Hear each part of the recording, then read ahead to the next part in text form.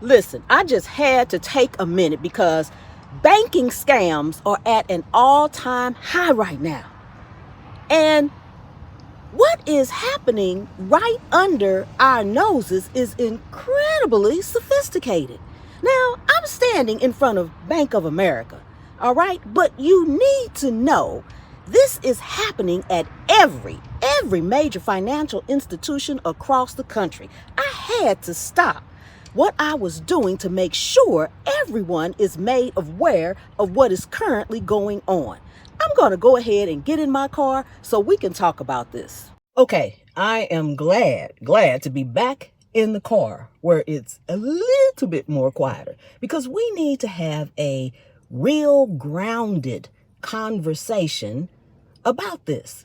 Before we dive into the details, let me get a really quick legal disclaimer out of the way. I am not a financial advisor or a law enforcement official. I am a consumer advocate, sharing public safety information to help keep our community informed and protected. And remember, even though I was just standing in front of a Bank of America, this is absolutely not exclusive to them. Scammers are targeting Chase, Wells Fargo, local credit unions, you name it, okay? It all starts with a phone call, all right? Your phone rings. You look down at the screen and your caller ID actually displays the name of your real bank. This is called caller ID spoofing, all right? And they use software to make it look completely legitimate.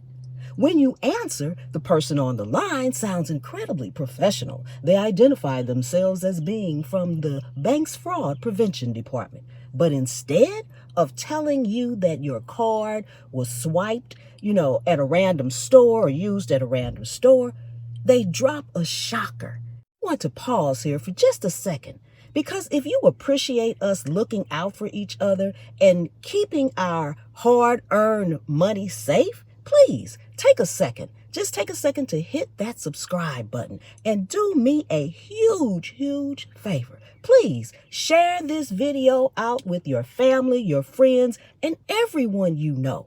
Word of mouth is the number one way we shut these type of things down. Now, what they tell you is that you are a victim of an inside job.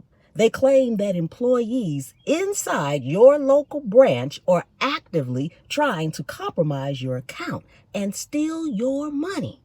Okay? This is a deliberate psychological trick.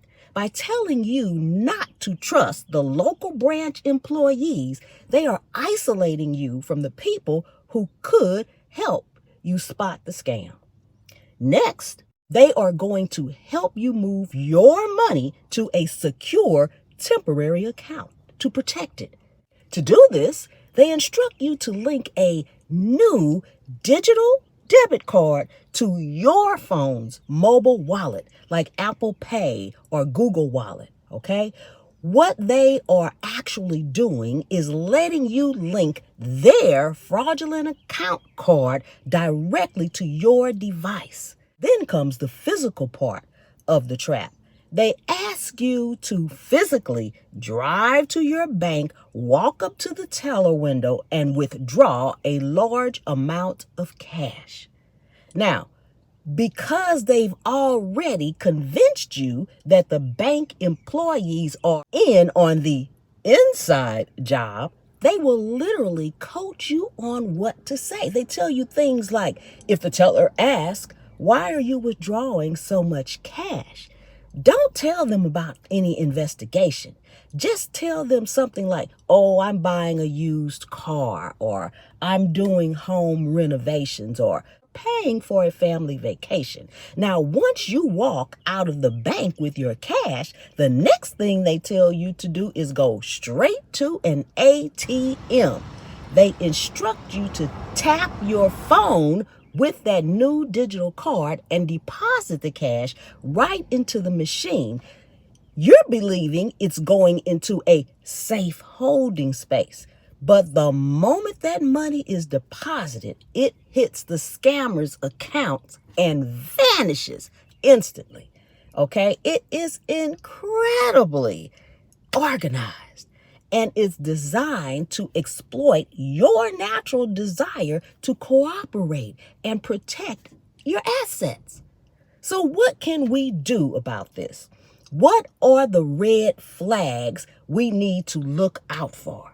First and foremost, write this down or keep it in your memory bank, in the back of your mind. No legitimate bank will ever contact you and ask you to withdraw cash or move your funds around to resolve a fraud issue. If a real bank suspects fraud, they freeze the account or freeze the card internally.